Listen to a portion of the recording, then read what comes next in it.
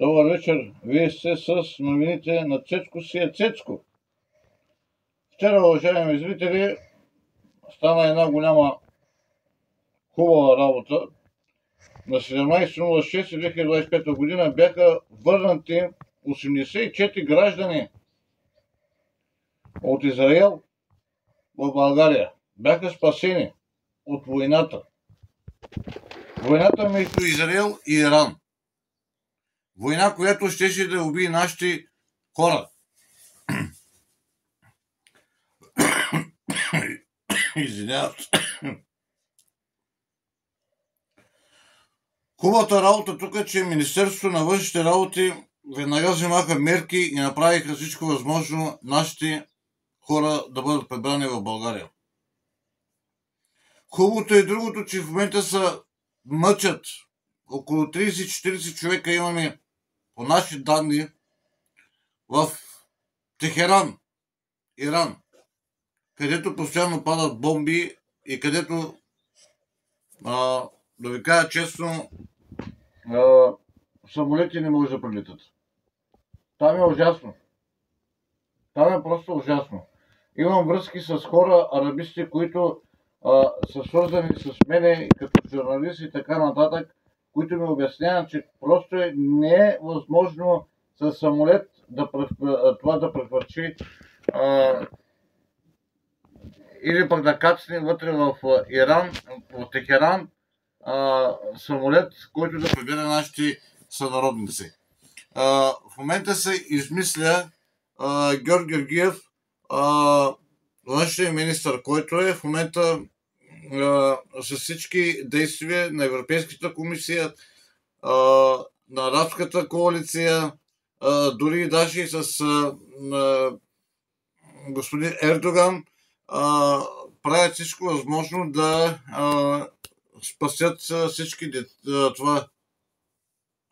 всички наши сънародници да бъдат в България.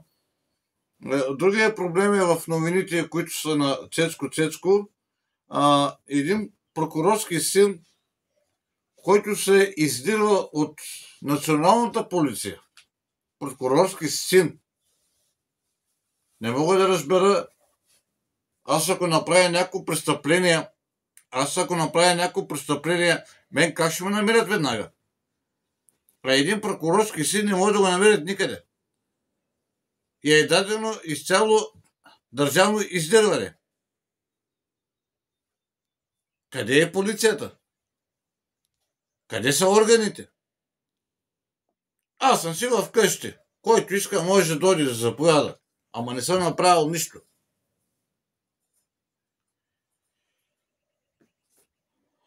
Много хора ми се обадиха, като минаха матурите по български език. Много родители ми се обадиха и ми казаха, как може 11 часа да се учи английски език, 4 часа да се учи български език. Аз сега това ще ме съобща. Проучил съм, направил съм всичко. Уважаеми родители, прави сте. Наистина сте прави. Но граматиката, която е направила Министерството на образованието, е такава. И по този начин се действа. Само че, ние ако сме заедно и ако бъдем сплотени в един юмрук, както един човек беше го дигнал, ние ще преодолеем тази задача. Защото реално погледното вие сте прави напълно. И аз имам деца. И аз съм с вас съгласен. 4 часа български език. Извинявайте, ама никъде се намираме. В Англия се намираме или в България. България с 1350 годишна история, ние ще се съобразяваме с една държава, която е по-малка от нас с годишната си история. Срам и позор. Честно ви казвам. Като родител и аз съм съгласен с вас. Имам много обаждане имам, много известия имам, много съобщения имам, така нататък. Ще продължаваме, ще се борим. Другото, което е новини от Разград.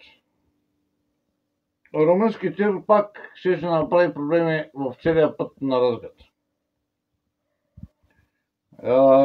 Преносил желязо и те подобни материали, които щяха да направят бела не с деца, не само с кола, не само с джип, не само с хора, които са от голямата класа, ами с много хора. Аз не виждам какъв е начинът да се оправдаят тези хора, които се работят тяхната работа в Румъния ли, в Турция ли, в Австрия ли, така нататък. Шенген дадахме Шенген. Ама какво правиме?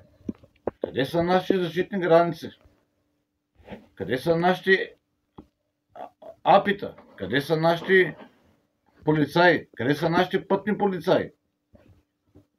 Трябва да продължава това нещо. Новините от Разград завършват с времето и малко спортни новини. Да ви кажа честно, спортни новини са следните. Тренерското ръководство на българския национален отбор определи и каза, че България ще бъде своевременна, ще направи всичко възможно да спечели мачовете срещу Турция, срещу Грузия. За Испания нищо не каза, защото те там са, да не ви казвам, аутсайдери, но ще се борят за класиране в европейското това първенство. В Канада, САЩ, Аржентина, Мексико, както го пише тук. Утре времето ще бъде Времето утре ще бъде между 27 градуса, минимална температура 32 градуса, максимална. Добър и хубав ден за всички гражданки на град Разград и един хубав свободен следобед на всички малки младежи, които сега в момента се почиват. Но само едно ще ви кажа. Тези температури не носят това, което вие искате. Тези температури са много опасни. Ще ви кажа защо. Може да получите изведнъж хипертония. Може да получите изведнъж изпотяване, измръзване. И оттам нататък трябва да ходите до бърза помощ и да ви бият системи и така нататък. Така че, мили хора, съобразявайте се от 11:30 до 5:30 не излизайте навънка. Аз съм Цецко Сейцецко. Това е телевизията, канал, новините на Цецко Сейцецко. Пишете ми, ще бъда благодарен.